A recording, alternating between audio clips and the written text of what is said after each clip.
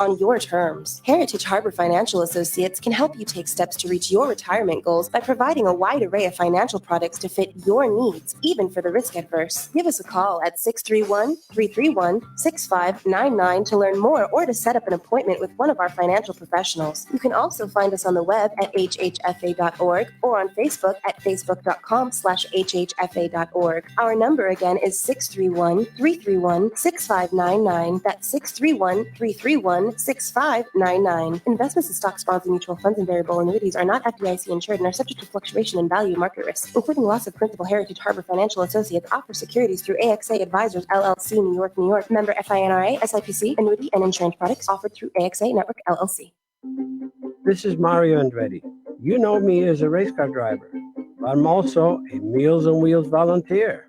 I've raced against the sport's biggest personalities, but I've never met more vibrant, amazing people than the seniors served by Meals on Wheels.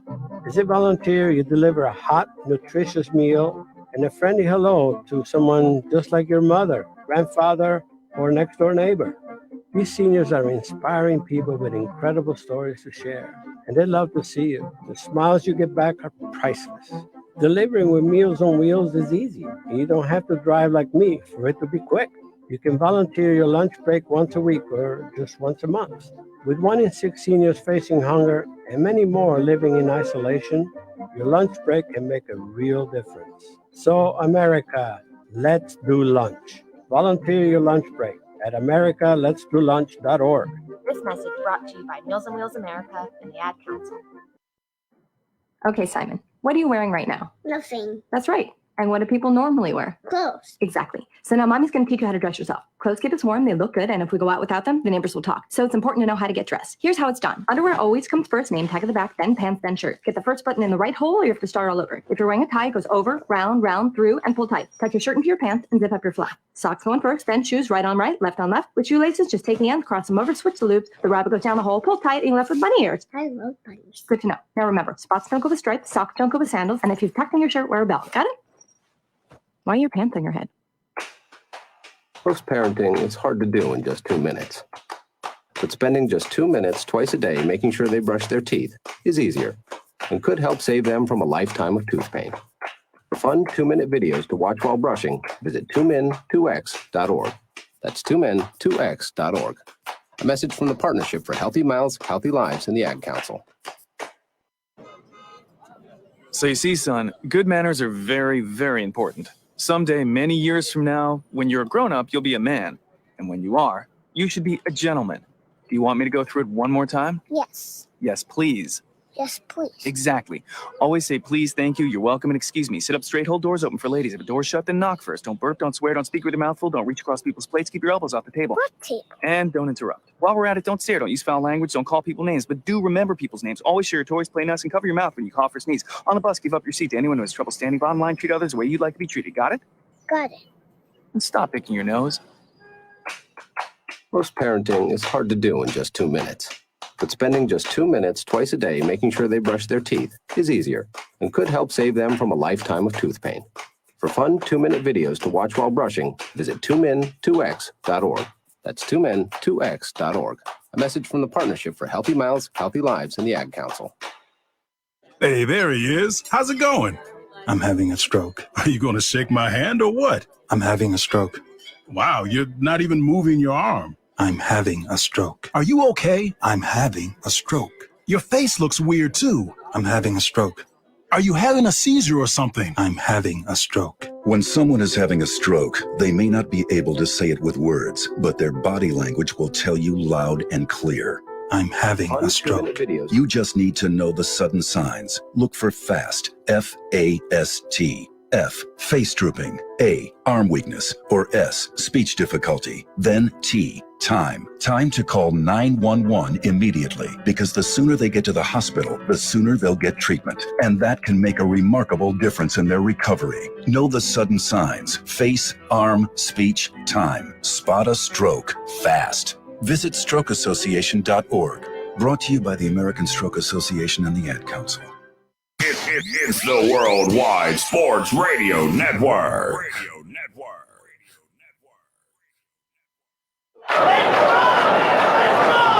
Broadcasting from coast to coast, city to city, coast to coast. It's time for the Ryan Hickey Show on the Worldwide Sports Radio Network. If it's happening in sports, it's being talked about right here. And here's your host, Ryan Hickey. Good Thursday morning. Welcome into the Worldwide Sports Radio Network. It is the Ryan Hickey Show, right with you here until 11 a.m. Eastern. And because you can hear me, I'll get this right out of the way right now. I know a lot of you are interested. No, I did not get in on the GameStop stock. I did not get in on AMC. And unfortunately, I did not double, triple, quadruple my worth like some people have the past few days. So missed out on that phenomenon. So instead, I'll be right with you on the Worldwide Sports Network for the next 2 hours, talking a lot of sports. And if you're listening to this show, I'm sure maybe you are in the same boat as me, not capitalizing on GameStop. Because honestly, if I was able to retire, go to an island, maybe the beach, probably throw away my phone and just call it a life, call it a career for sure. That'd be the ultimate dream. But we are not that lucky. We are not, maybe I guess that's smart, not that forward thinking. So instead, we are with you here for the next 2 hours on the Worldwide Sports Network, with hopefully an exciting, fun, entertaining show to get you geared up for the weekend, get you a little bit closer to that weekend. As a reminder, we're always coming to you live from the Big Italy Pizzeria Studios with its great pizza, hot heroes, and phenomenal dinners. Check out Big Italy Pizzeria in person in Medford, Joe's Pizzeria in Bayshore, or online wherever you are at BigItalyPizza.com. I'll get this out of the way now. Yes, it is a new look. Taking my health into my own hands. No big deal. Am I a hero? I really can't say, but yes. These are some blue light glasses. These are not some fugazi fashion, fake glasses. Try to look cool. Figured, staring at a computer screen here for 2 hours, staring at a computer screen for 4 or 5, 6 hours at work. Maybe I'll save my eyes. Maybe I'll go a little preventative measure. Is this me getting old? Absolutely. We'll see how this goes. So any jokes, feel free. Open season, open reign, do whatever you got to do. On Facebook, Worldwide Sports Network, Twitter, WWSRN_radio, at Ryan Hickey Show as well. So you want to chime in some jokes, feel free. If you want to chime in on any of the topics we have for the next 2 hours, feel free to do so on those same platforms as well. Hopefully, I think, pretty good show for you guys. A lot to talk about. Monday, we talked about Aaron Rodgers. Personally, I thought his time in Green Bay was done. I thought we saw the last of Aaron Rodgers in a Green Bay Packers uniform after that, let's call it cryptic post-game press conference in which he alluded to his future in Green Bay being uncertain. First time we've really heard Aaron Rodgers openly question whether he'll be a Packer. Obviously, as we know, they drafted Jordan Love in the first round last year, and that obviously started the clock on Aaron Rodgers' time in Green Bay. And since that post-game press conference, since the show on Monday, Aaron Rodgers has come out on the Pat McAfee show basically saying, don't listen to that. I have no reason to believe I won't be in Green Bay. Mark Murphy, the president of the Packers, came out and said we'd be idiots if we traded Aaron Rodgers. I hear that. And I'll go the Will Ferrell from Anchorman. I don't believe you. 920. Why it would be in the best interest for Green Bay to trade Aaron Rodgers. That's right. The best interest of Green Bay. I'll explain my thinking there in just about 15 minutes or so. Another quarterback question, this time on the West Coast, the Gold Coast, the best coast, depending on who you talk to. Jared Goff and the Los Angeles Rams, their future is even in more question than Aaron Rodgers' future in Green Bay. Oh my goodness. I'll play some sound from their general manager, Les Snead, because especially if you're a sportsman, you've heard the classic cliches, the coach speak, how these guys 95% of the time in these press conferences don't say anything. They answer the questions as little as possible in order to not create any headlines, not create any drama. Well, in Los Angeles, between Sean McVay and now Les Snead, they are doing the total opposite. And man, Jared Goff's future looks uncertain in Los Angeles. We'll get to that. Matthew Stafford, we didn't get to that Monday, but over the weekend, him and the Lions both mutually agreed that they will part ways. It is best for the organization to start over with a new quarterback. It's best for Matthew Stafford to get a chance, an opportunity to try to win outside of Detroit. So he'll be traded. Is he the missing piece for a Super Bowl contender? Can he do what Tom Brady did in Tampa Bay? be the final addition to lead a team to the Super Bowl? We'll discuss. Tennessee Vols have a new head coach, Josh Heupel. Their success on the field comes down to one thing. It's something Josh Heupel can do. And finally, I want to touch on the Baseball Hall of Fame. No candidates this year were elected into the 2021 class. I'll tell you what, personally, I would put Barry Bonds, Kurt Schilling, Roger Clemens in. I would personally. But that is not something I'm fired up about. I am more concerned about something bigger than that, what's going to happen next year. I'll discuss that at 10:40 to end the show. But we do want to start the show here with some breaking news happened last night. A rarity right here on the Ryan Hickey Show. Breaking news happening leading into the show. Usually, as luck goes, at 11:30 a.m. on either Monday or Thursday, some big news happens. Usually the furthest point away from when we're on the air next is when some big news happens. So we got kind of lucky here. A rarity for the Ryan Hickey Show right here on the Worldwide Sports Network. That's a breaking news happened last night that we can talk about that's very time this morning, and that is the Houston Texans. The last team to hire a head coach has done so. They have hired David Culley, the Ravens passing game coordinator this past season. A veteran of the game. He is 65 years old. A record breaker with this hiring because he's the oldest first-time head coach ever hired in the NFL at 65. Never had any head coaching experience before. A very long-time assistant through many organizations with many teams. Now, look, obviously, I have some thoughts on this hiring, but I'm going to be straight with you. I'm not going to pretend I know what I'm talking about. I'm not going to put up a front. I'm not going to put up, this imagination or this false confidence that I know everything about David Culley, that I even heard of him before 2 weeks ago. Yeah, actually, I don't think I've even heard him before last week.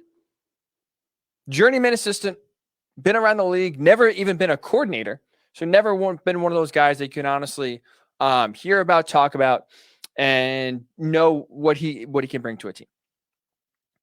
But from what I've read the past 12 hours or so since the news broke,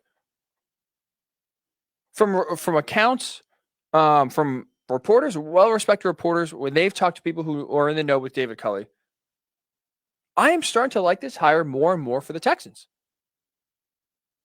Now, this is going to be a little bit of a stretch here with analogy, so work with me here. Maybe, just maybe, the Texans hiring David Culley could be what GameStop has been to some of these Reddit investors, right? Obviously, this is a stock that's been down. Bunch of people said, we're just going to buy it up. We're going to screw those guys who are betting that this stock is going to fail. They've bought in. If you bought in low, man, you are really, really sitting pretty right now. Maybe that same thing could happen here in Houston. Because David Culley, again, has been a guy who's been in the league for almost 30 years as an assistant. Bounced around with a bunch of different organizations. Never even been a coordinator. So he's been passed over, I should say. Passed over. Now he's getting a shot. Maybe this could be just enough to where now that he finally has a shot, he can have real success.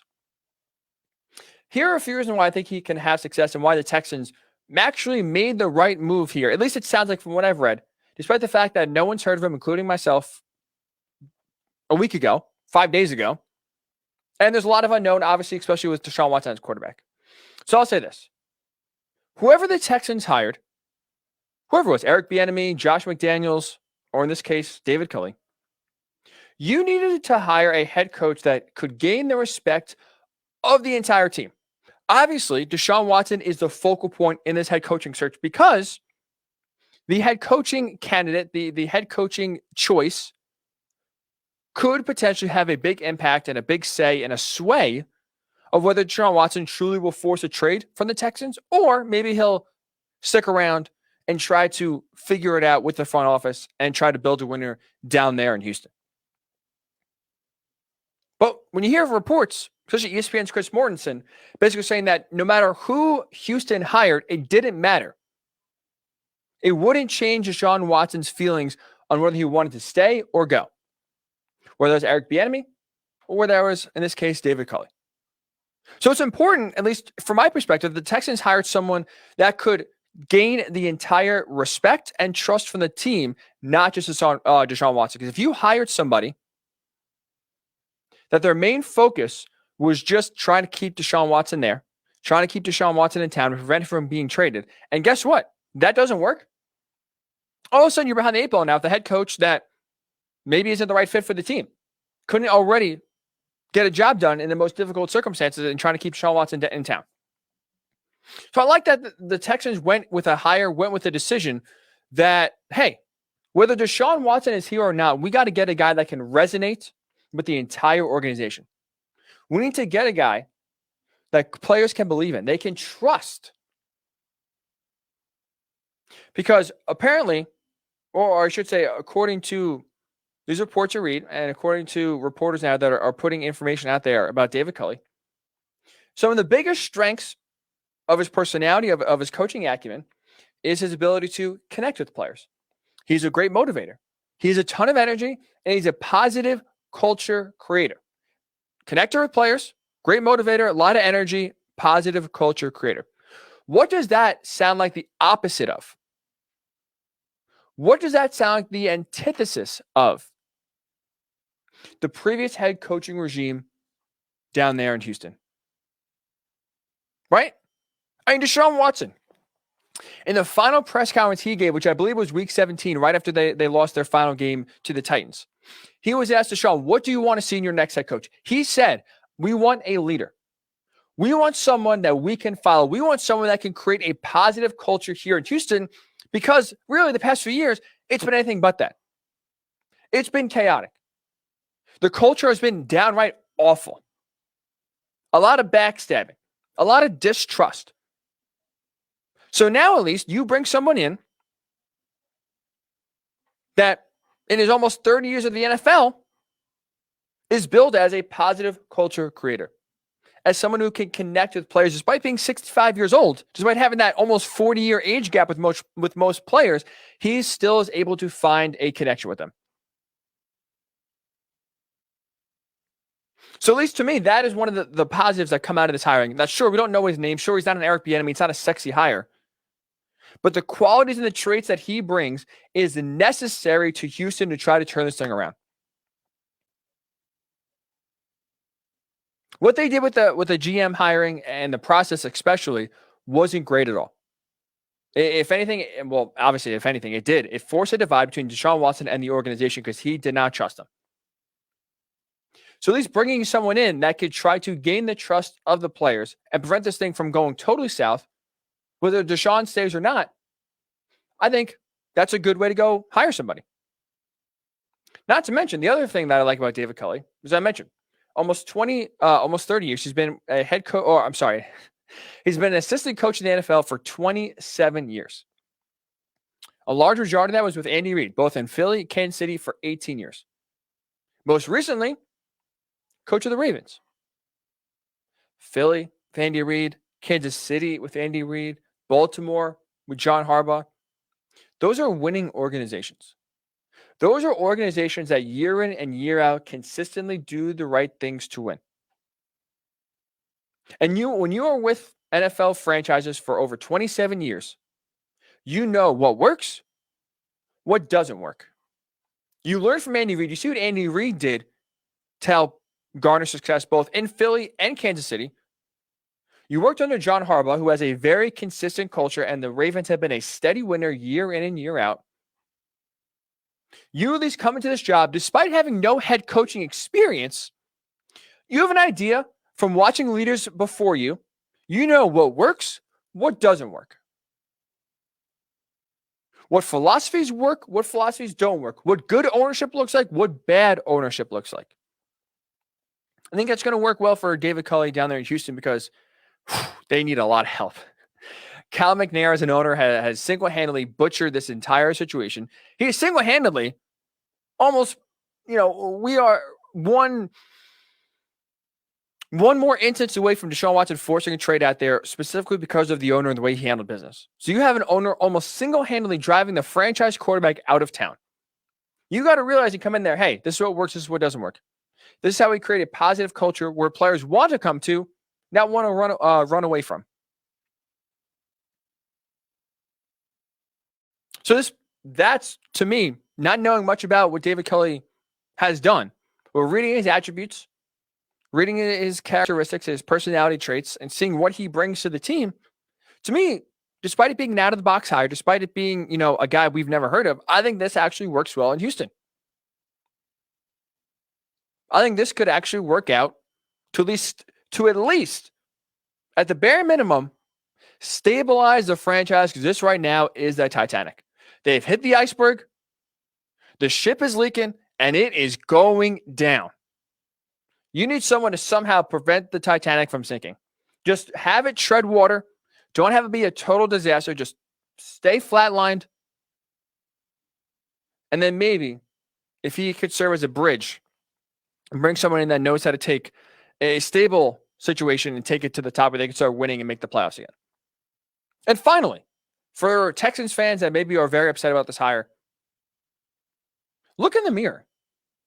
You got to realize this is not an attractive job. If you wanted Eric Bieniemy, if that was your guy, guess what?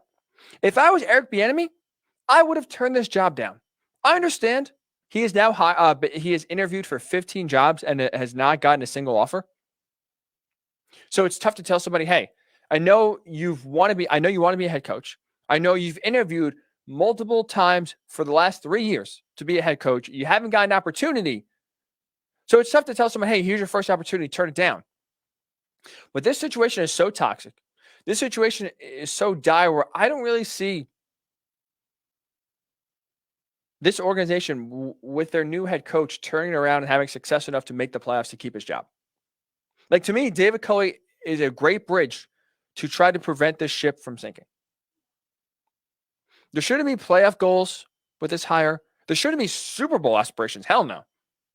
This right now is a 5-alarm fire. How do we put it out? So if I'm Eric Bieniemy, I'm not wasting my first head coaching opportunity basically running into the fire and getting blamed when, if you put it out, but the house isn't stable enough where you got to knock it down. Team's not going to the playoffs anytime soon. They will not have and should not have any Super Bowl aspirations anytime soon. So you got to realize anyone that has some good head coaching or is a hot head coaching commodity, you don't want to go to Houston. That is where dreams go to die. So I like that the Texans, despite not knowing who this guy is, David Culley, I like that the attributes they brought in here, the two strengths that he has, connecting with players and creating a positive culture, two things that the last head coaching regime led by Bill O'Brien lacked severely, is what they prioritized. So considering the circumstances, I do like the hire. I think it'll have success in terms of trying to stabilize a franchise that right now is a sinking ship. Stabilizing it is the best opportunity right now. And that's why, at least I think, from all reports that you read, David Culley is a good opportunity, a good head coach to do that. So I'm curious your thoughts. You haven't heard of him. I haven't heard of him. What do you think? Is it too early to make a judgment? Can this be a guy here that he's a positive culture creator, a great motivator, able to connect with players? Can he be not a savior? Can he help turn this franchise around? Hey, more importantly, we'll keep it simple. Can he help keep Deshaun Watson in Houston? And it's going to be tough because I don't think personally any coach was keeping Deshaun Watson in Houston. I think he is gone. I think he'll be with a new team in 2021. I believe the reports saying that he, no matter who the head coach was, they're not helping save Deshaun Watson and keeping him in Houston. So with that said, you got to get a head coach now, Watson or not, that can at least able to get this team going on the right track. Is David Culley, in your mind, the guy that can help keep Deshaun Watson in Houston? Facebook, Worldwide Sports Network. Twitter, WWSRN_radio, or on Twitter, at Ryan Hickey Show. Tweet me directly. You can write on the Periscope, write on the Facebook live stream. And when we come back, we've talked about the discussion of why I thought in my mind Aaron Rodgers and the Packers were getting a divorce after what Aaron Rodgers said postgame. I have some new sound from Packers president Mark Murphy. And I'm going to make the case and explain to the Packers why it's in their best interest, the organization's best interest, to trade Aaron Rodgers this offseason. We'll talk about it next. It is the Ryan Hickey Show right here on the Worldwide Sports Radio Network. It's the Worldwide Sports Radio Network.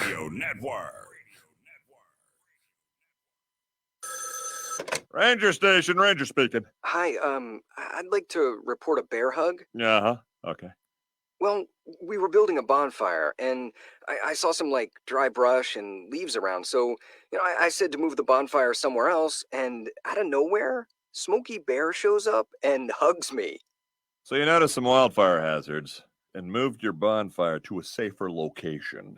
Yeah. Yeah, that's Smokey, all right. He likes when people help prevent wildfires. It hits him close to home. Not everybody gets the hug, my friend. So that's pretty special to get a hug from Smokey Bear. So it was him. Hey, guys, I told you it was Smokey. Okay, well, congratulations, my friend. And thanks for calling. There are many ways to prevent a wildfire. Learn how you can do your part at SmokeyBear.com. Only you can prevent wildfires. Sponsored by the U.S. Forest Service, Ad Council, and your state forester. Hope you enjoyed your meal. And I just want to say, he's lucky to have a brother like you. Lucky? Caring for my brother is far from easy. Waking up every day, lifting him from the bed to the wheelchair to the car to get him to therapy on time, it's no small task between the doctors and the diagnosis, but nothing can disable this love. This is my big brother, my hero. He's part of me, like my arms and legs, so I'll be his. See, there's no time for tired. This starts again tomorrow. He'll be waiting for me. I wake up for him. I know he needs me, but I'm the lucky one, even though I need help now and then. If you're caring for a loved one, visit aarp.org/caregiving for care guides and community, or call 877-333-5885. Caregiving Resource Center. Support for your strength. Brought to you by AARP and the Ad Council.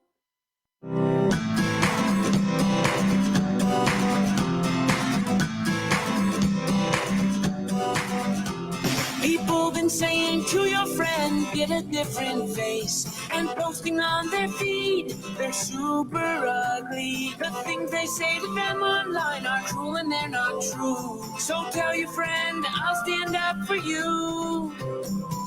Don't worry, I know what to do. Oh, tell the world I see with an emoji to stop the bullies. Know someone who's being bullied online?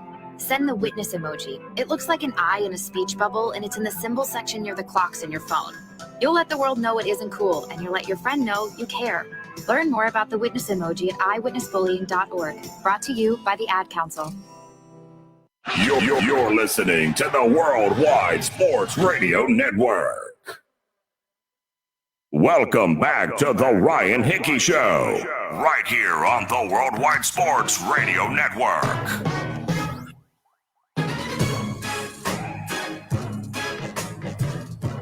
And welcome back into the Ryan Hickey Show with you right here on the Worldwide Sports Radio Network.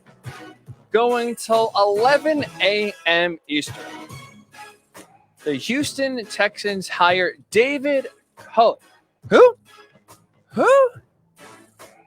The latest job holding he had, Baltimore Ravens passing game coordinator, which, if you want to take a quick look at the stats, I feel bad to even mention this because I think reading more, I do think this hire could work. But now you just look out on the surface, David Culley coming over from Baltimore as their passing game coordinator, where the Ravens finished dead last in passing the football in 2020. Obviously, they're a running team first. That has something to do with it. But just funny on the surface that's kind of what the Texans would do. But because he is a positive culture creator from everything you hear, Andy Reid is a big advocate of David Culley. He has been a lifer. So despite having no head coaching experience, he's 65 years old, been around the league for 27 years. He knows what works and what doesn't work. So I truly think that he will have success in Houston in terms of, maybe not in terms of keeping Deshaun Watson in Houston, not in terms of making the playoffs. I think right now, David Culley, this hiring, will stabilize the franchise, and that is a huge win. Right? You can't right now have the Texans job, which is the Titanic. It is a sinking ship, so that's why anyone with any sort of that is popular in the head coaching world that could get a head coaching job next year, specifically Eric Bieniemy, it's wise for him to stay away. Because right now you do not want to hitch your wagons to that dumpster fire. So you can't go from the Titanic to making the playoffs in 2 years. This is going to require a lot of work. And I think that at least this hiring could get the Texans on the right page, stabilize the franchise, and have him be a bridge to then where another head coach with, some sex appeal, if you will, that could really take the team from decent to good to great to Super Bowl champion. That's when they come in. But first you got to just get back to even. Texans right now, big time in the red. So any thoughts? Facebook, Worldwide Sports Network. Twitter, WWSRN_radio. At Ryan Hickey Show, also on Twitter. So I just posted this. If you're watching the stream, obviously you can see the question on there. Should the Packers trade Aaron Rodgers? There's been a lot of speculation, a lot of rumors swirling since really that infamous now post-game press conference where Aaron Rodgers said, "My future is uncertain." Speaking of, whether he's going to be back in Green Bay. That raised a lot of trade questions, and personally, I still believe Aaron Rodgers will not be on the Packers in 2021. Now, since he said those comments on Sunday, he's since gone on Pat McAfee's show and discussed that, hey, this is just being overblown. I have no reason to think, despite the fact that I can't talk in absolutes, I have no reason to think that I won't be back in Green Bay in 2021. Well, Packers president Mark Murphy took it a step further. He was on WNFL radio in Green Bay on Monday evening. He was asked about the Aaron Rodgers trade speculation. Here's his answer. There's no way in heck that Aaron is not going to be on the Packers. I mean, he's going to be the MVP of the league. Might have had his best year ever. He's our unquestioned leader. And, we're not idiots. We're not idiots. We aren't trading Aaron Rodgers, is what Mark Murphy is telling Packer Nation, telling Aaron Rodgers, telling everyone in the NFL. Back off, chill out, calm down. Aaron Rodgers is going nowhere. We'd be idiots if we traded him. Well, you know what? The more I think about it, the Packers would be idiots if they held on to Aaron Rodgers. Because in my mind, it is in their best interest to trade the league MVP of 2020 this offseason. I have 3 reasons why that would be smart for the Packers. Number 1, the price, the return for an Aaron Rodgers trade will never be higher than it is right now this offseason. Murphy just hit on it. Aaron Rodgers is going to win the MVP this year, hands down, not a question. So he won the MVP, his third of his career, at 37 years old. This season, you heard Mark Murphy just say it. He had the best year of his career, arguably, and the stats back that up. 48 touchdown passes Aaron Rodgers threw this year, a career high. Completed 70.7% of his passes this season, a career high. His passer rating, 121.5, first in the NFL in 2020, the second highest passer rating in NFL history. NFL history.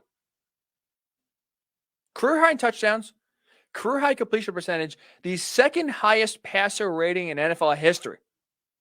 At 121.5 is what Aaron Rodgers put up this year.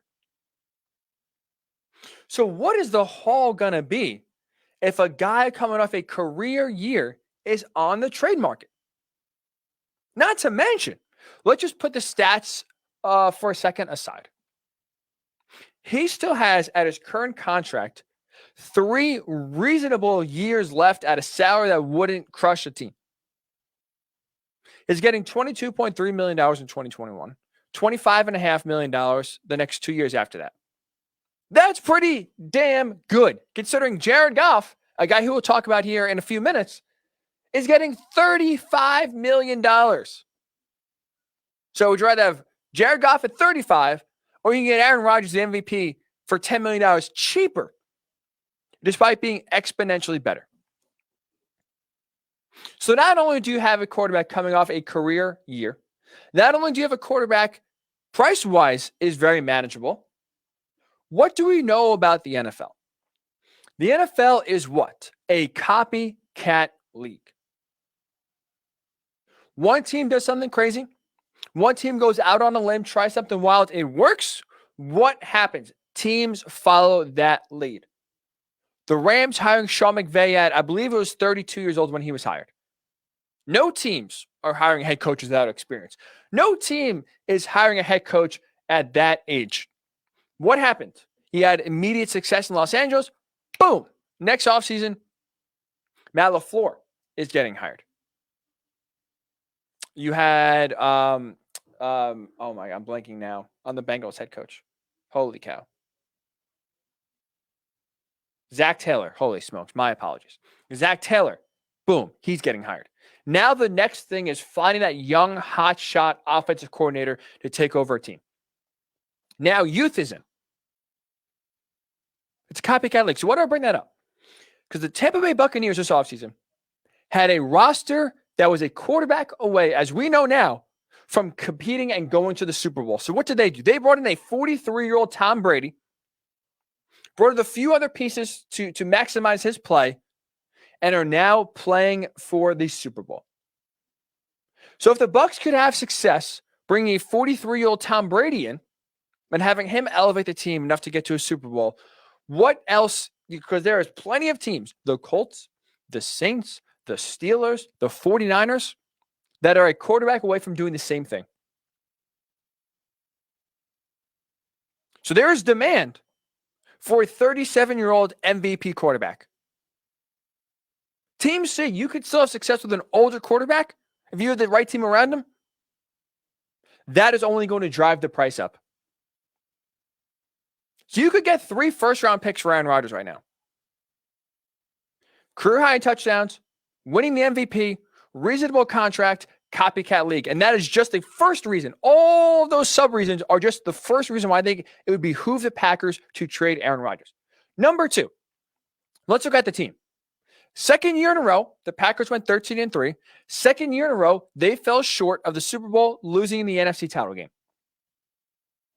Let's go back to last offseason 1 year ago. What happened? They go 13-3, right? In Matt LaFleur's first year, get blown out of the water by the 49ers, but they were close. 60 minutes away from a Super Bowl. What did they do that offseason? What moves did they make to get themselves over the hump to try to go all in and get to the Super Bowl and win the NFC title game to get to the big game and try to get Aaron Rodgers second ring? Oh, yeah, that's right. Absolutely nothing. Wide receiver help. A desperate plea that even the most passive, casual NFL fan could see. Aaron Rodgers and specifically this wide receiving group needs a second option. Devontae Adams, incredible. Personally, I think he's the best wide receiver in the NFL in 2020. That's how great of a year he had. The issue is behind him, there was a whole lot of average guys at best. Marquez Valdez-Scantling, Alan Lazard, Equanimeous St. Brown, all super inconsistent. Sure, they made some nice plays here and there. Neither of those guys could be relied upon to step up in a big moment. As we saw, that was part of the reason that led to the demise of the Packers falling in the NFC title game yet again this year. So wide receiver, a glaring need not addressed. Their run defense, their defense overall, totally gashed by the 49ers. Not addressed at all. And instead, in the draft, they had one eye on the future. Not only did they draft a quarterback in the first round, coming off a 13-3 year that saw them go to the NFC title game, they traded up in the first round to draft Jordan Love, a quarterback. In the second round, they drafted a running back, A.J. Dillon. Those two positions, quarterback and running back, were the two most sure positions on the field for the Packers in 2019 heading into 2020. They didn't try to fortify weaknesses. Instead, they started already building towards the future, thinking about life after Aaron Rodgers. So if last offseason, they neglected the present, instead they focused on the future, what makes you think that after another 13-3 year, after another season that saw them fall short in the NFC title game, what makes you think that now all of a sudden this offseason, they are going to go all in and try to win a Super Bowl? Why would anyone believe that? Why would anyone have faith Now this is the year the Packers are going to try to go all in. And 2021 is they're going to sell out to shore up all their weaknesses, give Aaron Rodgers the best chance to go win a Super Bowl. They didn't do it last year. No one foresaw an MVP season from Aaron Rodgers coming. So now, as you're another year closer to getting rid of Aaron Rodgers, because I don't believe they're going to sit Jordan Love long. With the way quarterback contracts are rising, you got to figure out the fifth-year option, and that's not exactly cheap. You got to get Jordan Love on the field, and you're going to have to do it soon. So personally, I still believe Aaron Rodgers, if he is kept on the team, it's going to be only for one more year. And then you're banking on Aaron Rodgers having a statistically similar season as this year, somehow, despite having the best year of his career, hoping that's enough to get them over the hump to go to the Super Bowl. And then you hope that maybe that's going to garner enough return to where you can get a few picks to help bolster the roster around Jordan Love. So I have no faith in this Packers front office that they will address the weaknesses of this team to try to win a Super Bowl in 2021. You didn't do it in 2020. I don't see them doing it in 2021. That's my second reason. And finally, the third and final reason, I'll ask you this question. What is the ceiling for the Packers next year? Because I feel like we're having it's almost deja vu all over again. In 2020, this offseason, going to this year, I really thought the Packers were going to take a step back because everything broke right for them in 2020, in 2019, so I thought. All right, 13-3. Excuse me. 13-3. But they never had a dominant performance. They really didn't have one area where they were overwhelmingly better than everyone else. They had a good record, but really no area of the team that could back up that record. They go to the NFC title game. I personally thought that, everything breaks right for you one year. It's going to kind of break the other way the next year, and it's not going to go well. Well, things broke even better in 2020 than they did in 2019. Again, no one foresaw Aaron Rodgers having an MVP season. He did. The NFC this year overall was not as formidable as the AFC. So that allowed you to get the number one seed. You got home field advantage, and you got the only bye in the NFC in the playoffs. Every advantage the Packers ever could have wanted to try to make a run at the Super Bowl, they had. They had the MVP quarterback. They had an NFC that was more wide open than the AFC, right? You didn't have to go through Patrick Mahomes. You didn't have to go through Josh Allen. The NFC was up and down, and you were able to take advantage of a banged-up Saints team with Drew Brees, a Rams team with Jared Goff that just flat out stinks, the Seahawks with Russell Wilson never figuring out in the second half, and you had an aging 43-year-old Tom Brady going into Lambeau Field. Your house, for the first time in Aaron Rodgers' career, where he started a game and the NFC title game was at home at Lambeau Field. You rested up because you had a bye that no other team had. And despite all those breaks going the right way, including the greatest quarterback in the NFL throwing 3 consecutive interceptions, they still fell short. Still missed out on the Super Bowl. Still couldn't get to the big game. So let me ask you this. If everything that possibly could have gone right in 2020 happened, and it did, are we really going to bank on the fact that this is going to happen again in 2021? Are we really going to rely on Aaron Rodgers having another MVP type season where the NFC maybe is still wide open? For maybe next year you truly could take advantage and get to the Super Bowl? Like, to me, everything that went their way this year, I don't see that being a guarantee next year at all. So even when everything breaks right, even when everything goes your way, if you're a Packers fan, you still fall short. I think that's a ceiling for Green Bay. They just can't break through. They are not a Super Bowl team. So because personally, I think that the Packers hit their ceiling, which is the NFC title game, because they already had an eye focused on the future last year, and I think that that's going to happen again this year. I don't have faith that all of a sudden now they're going to reverse course and now try to go all in on 2021 and forget the future for a second. And because the haul that you would get back trading Aaron Rodgers this offseason will never be higher. You have a depreciating asset that are only going to go down in value the longer you hold on to him. I think it would behoove the Packers to trade Aaron Rodgers this offseason. You heard, I just played it to you before. Mark Murphy, president of the Packers, saying we'd be idiots if we traded Aaron Rodgers. No, Mark. I think you'd be idiots if you held on Aaron Rodgers. You made this bet. You drafted Jordan Love. You did this to yourself. Now it's time to line the bet that you made. So you heard my stance. You hear my thoughts. I think it could be in the Packers' best interest now. Rip the Band-Aid off. Get it over with. You want to go to Jordan Love. He's the future. Get to it now. Get some draft picks back that you can try to bolster this roster with to try to get Jordan Love going forward in the right direction. And realize, if you're not going to go all in, this team has hit their ceiling. So here's your thoughts.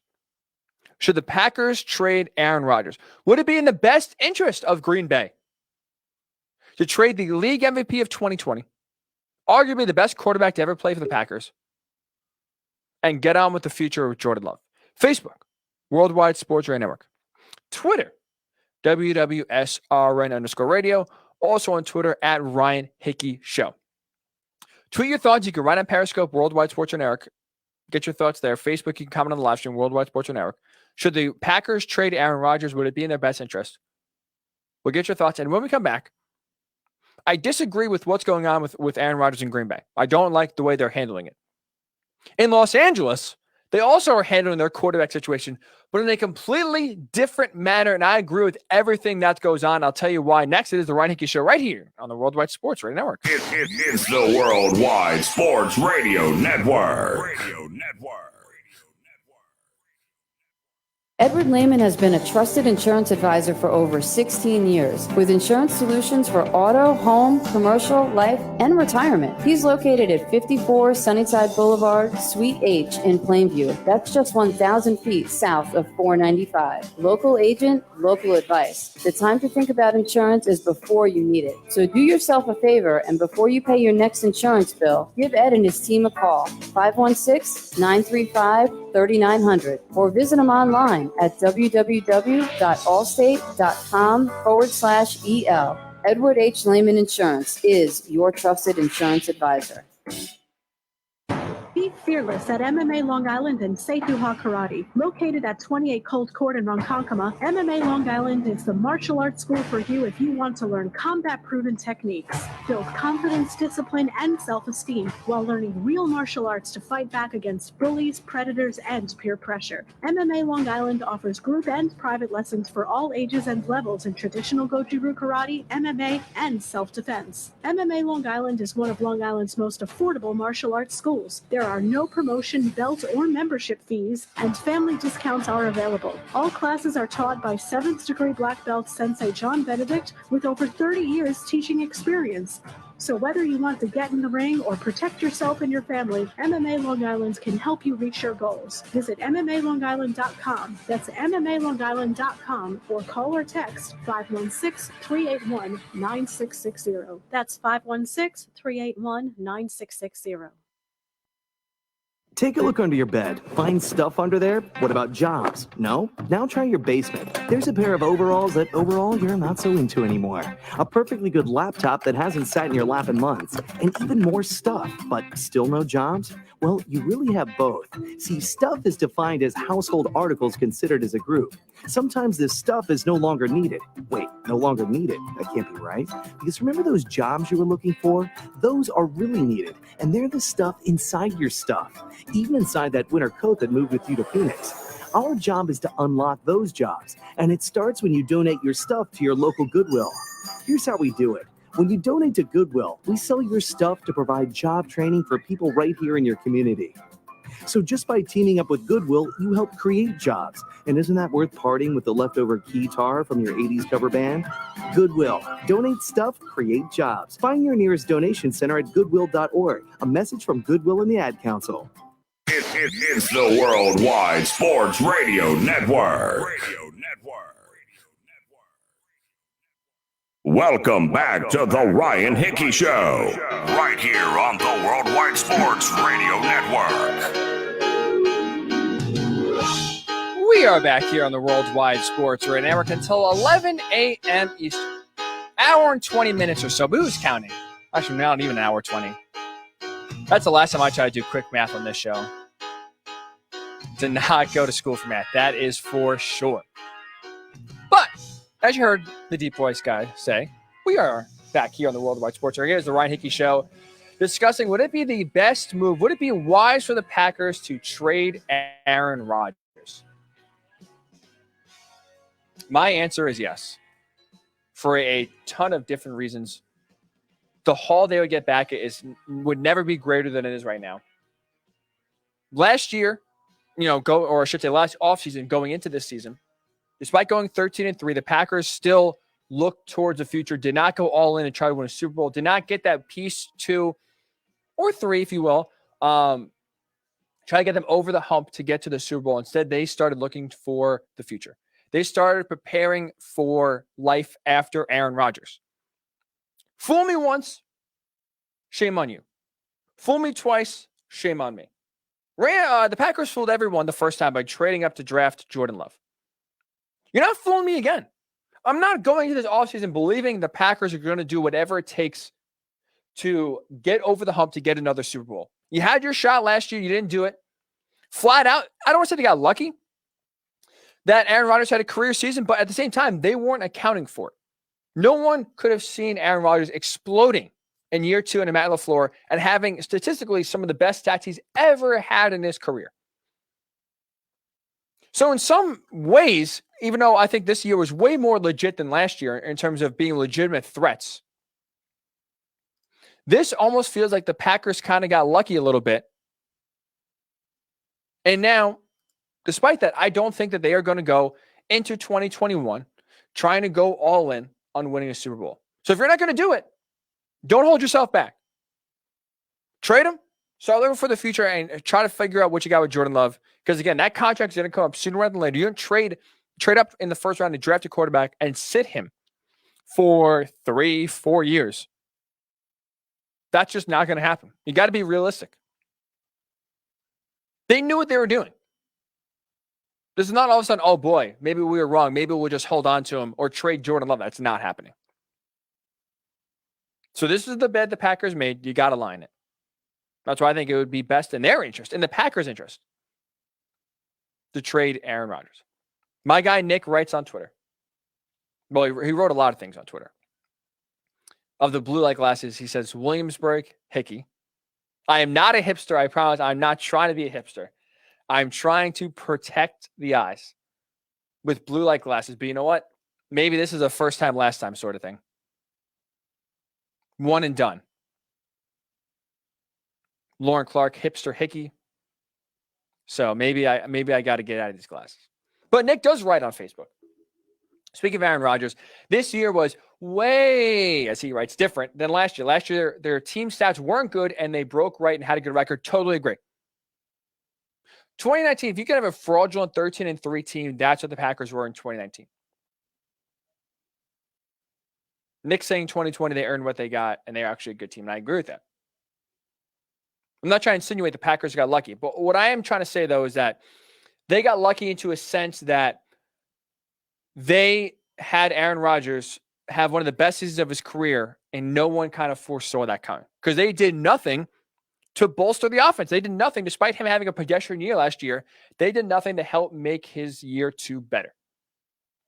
That was Aaron Rodgers being one of the most talented quarterbacks to ever play the game, having a career year. And that's still, despite that, still wasn't good enough to get to a Super Bowl. So if you're not going to do whatever it takes, whatever positional need that needs help, and if you're not going to address it, why are you wasting your time?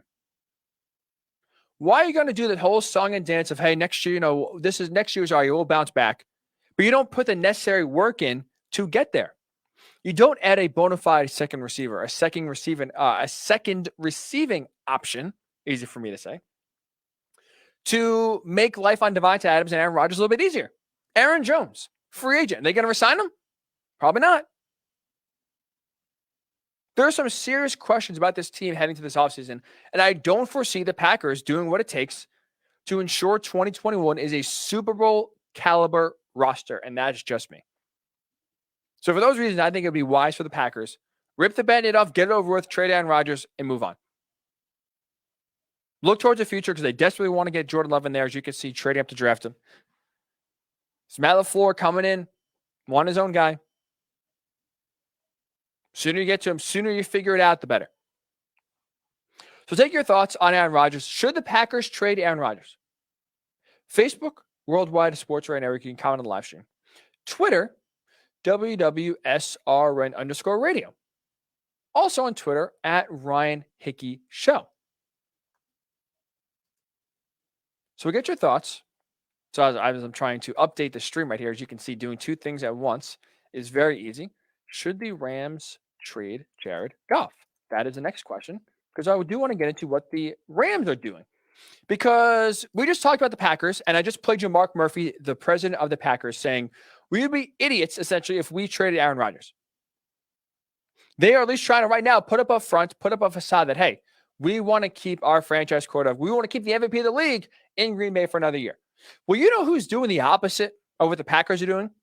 You know who's basically saying, telegraphing to the rest of the league, hey, guys, our quarterback, questions. We're not feeling confident. If you're out there, if you want a quarterback and you're in the trade market, if you have a guy you're looking to offload, we will be in the market because we don't trust our guy.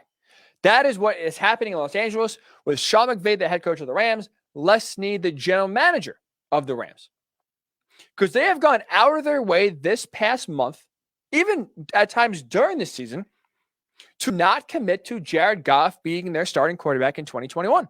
And honestly, I think the Rams are doing the right thing because they shouldn't commit to Jared Goff being the Rams quarterback in 2021.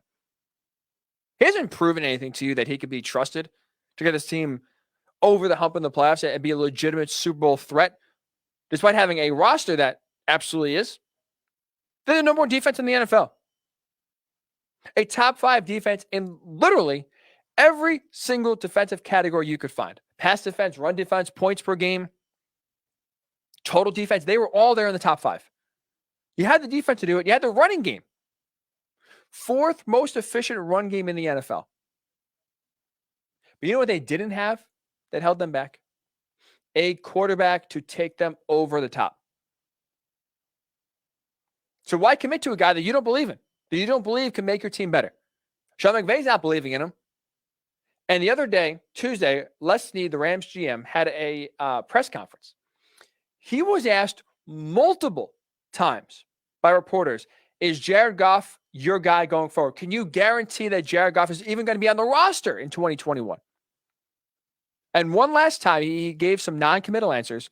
He was asked one final time, hey, Les, you got to realize, you don't say Jared Goff's your starter in 2021. There's going to be an entire offseason of stories and speculations that you're either going to trade him or try to bring someone else in here to be your quarterback that's not Jared Goff.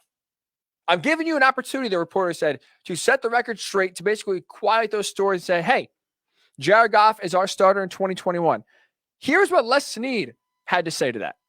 Oh, Jared Goff's he's a Ram right now. So what's the date? I'll look at let's see, January 26th. I mean, that's a fact. That's obvious. He's right. I mean, he's number 2 in wins. Him and Sean have partnered together. I mean, that's it. I mean, Tom Brady's got more. And the things Tom Brady's doing, I don't even know if I can put that in words. I mean, so that's been a heck of a partnership. What I do know is, and I think the real thing that should come out of this is, hey, we want to be a better offense. And that includes Jared. That includes Jared for now. Today, as you heard, it is January 26th when he said this 2 days ago. Jared Goff is a Ram right now. Could you be any less committed on someone? Could you imagine if you're boss? Yeah, you are lead advisor. You are our lead tax guy. You are the boss today, right now. Insinuating that, hey, that's subject to change. You mess up, you're out. If I find someone better than you, you're out. So sure, right now, as you sit here in the present day, when this was, taken 2 days ago on January 26th, sure, Jared Goff's our starter on January 26th.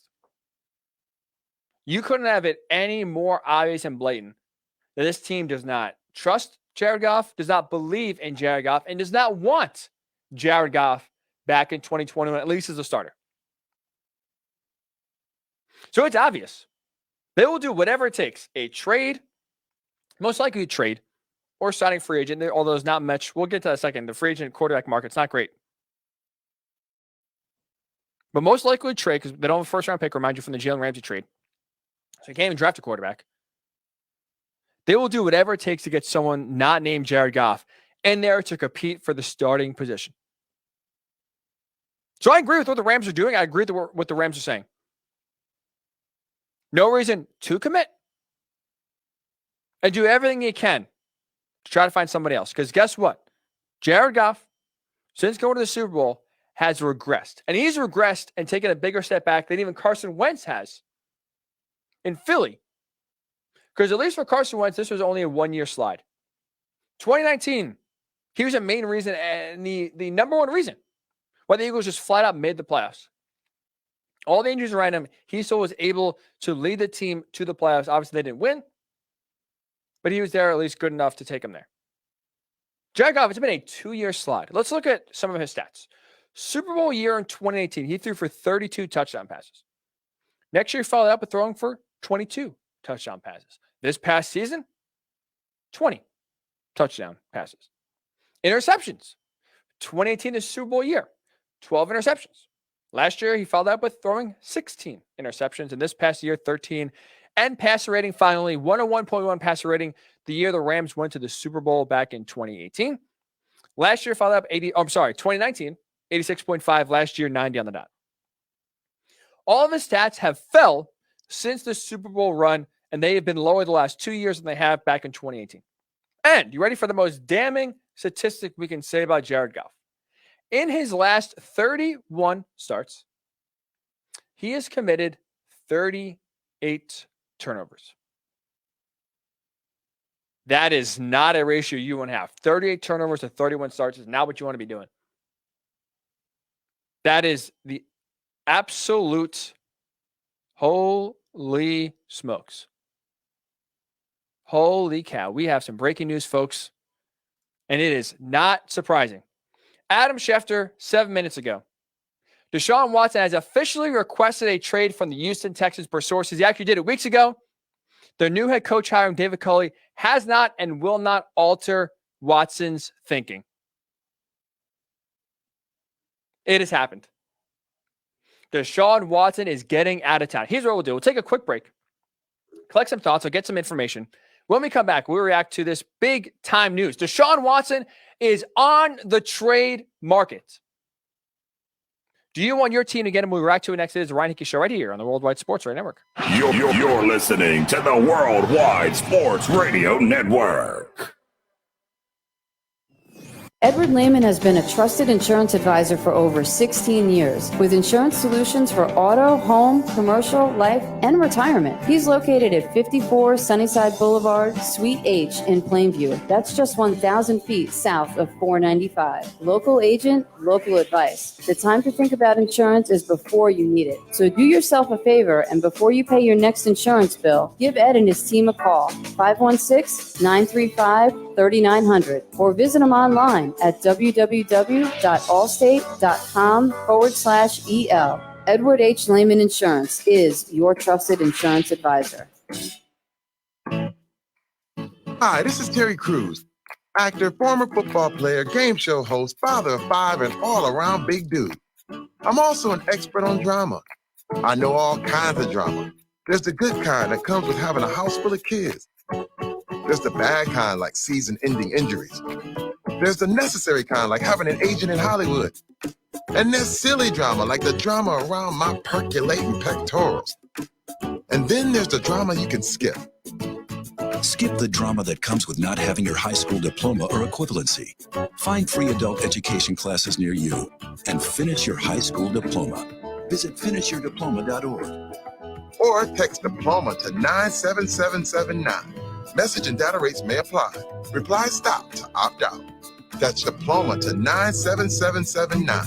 And leave the drama to actors like me. Brought to you by the Dollar General Literacy Foundation and the Ed Council.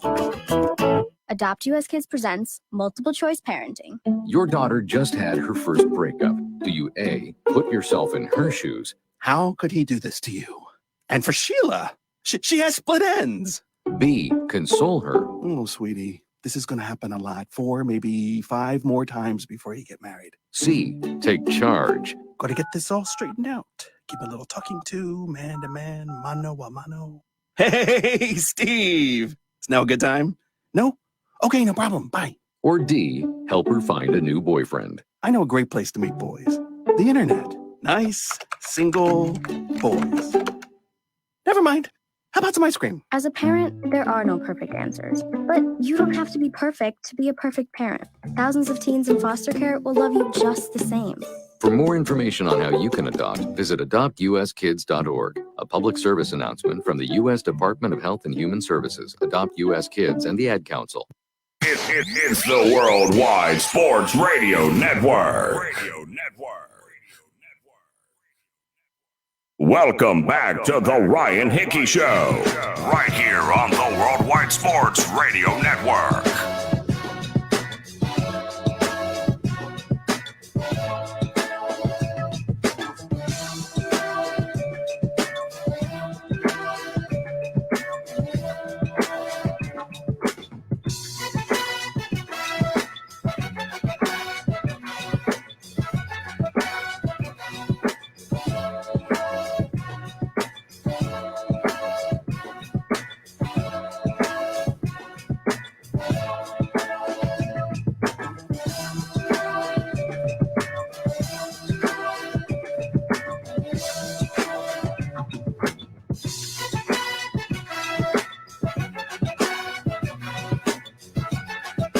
And we are back here on the Worldwide Sports Radio Network. 1 hour in the books, 1 hour to go. As a reminder, we are always coming to you live from the Big Italy Pizzeria Studios. Great pizza, hot heroes, and phenomenal dinners. Check out Big Italy Pizzeria in person in Medford, Joe's Pizzeria in Bayshore, or online wherever you are in this country at BigItalyPizza.com.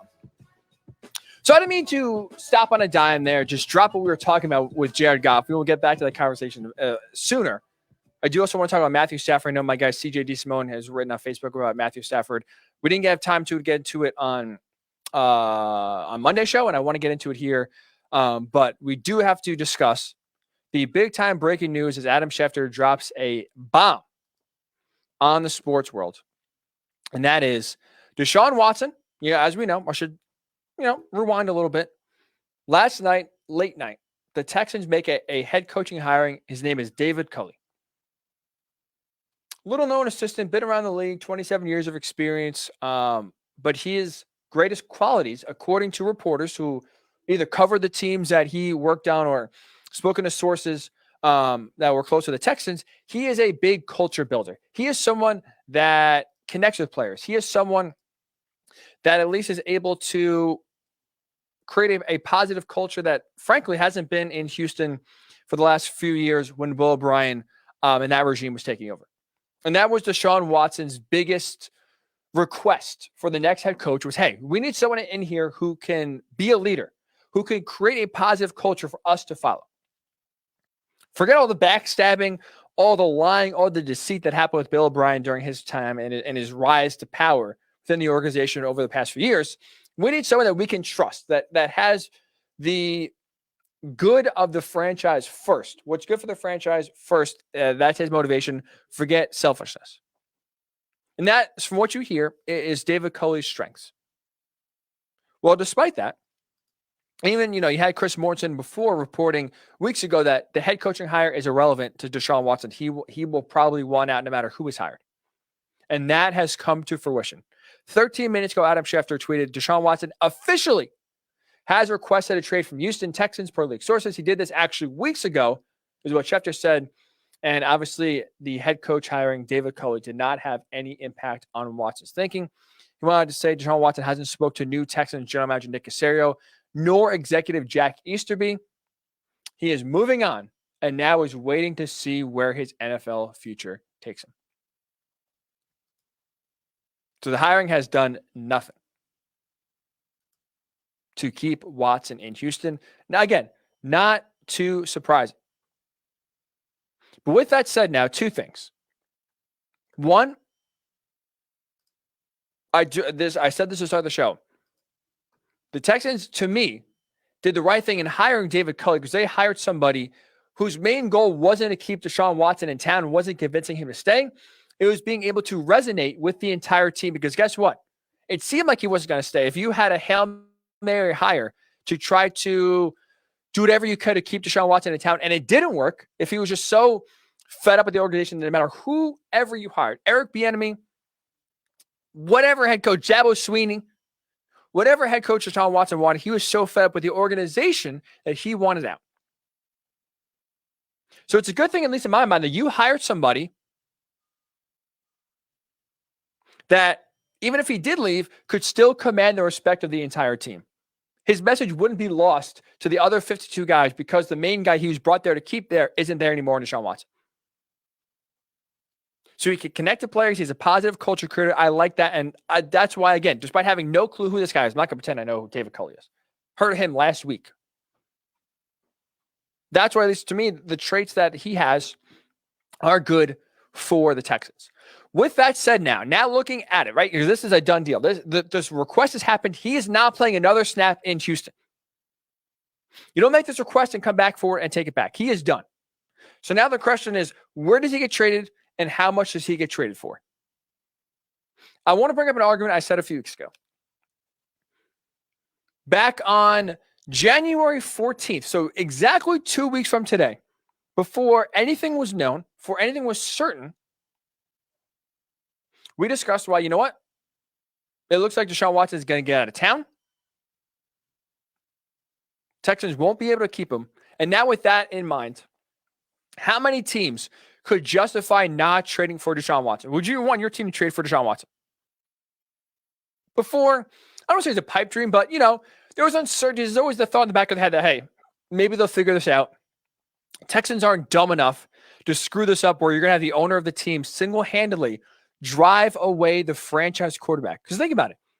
Deshaun Watson is requesting a trade, not because he's fed up with the results on the field, not because he didn't like the head coaching hire. He is fed up because of the process that this team has had in hiring their general manager, basically saying, this is what we're going to do, Sean. We're going to include you. We want to hear your input.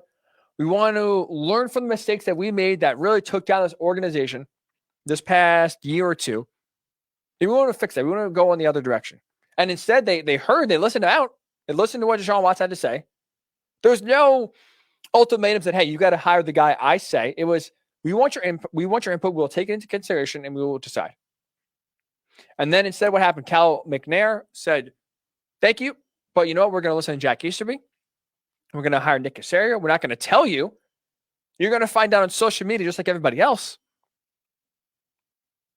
And Deshaun Watson said, you know what? Screw it. I'm done. I've done this song and dance before. I've done this last year where Bill O'Brien trades DeAndre Hopkins, doesn't even give me a heads up. You tell me, you lie to my face, and this is going to be different now. Things are changing. Times are different. And then you just go run back your same old ways.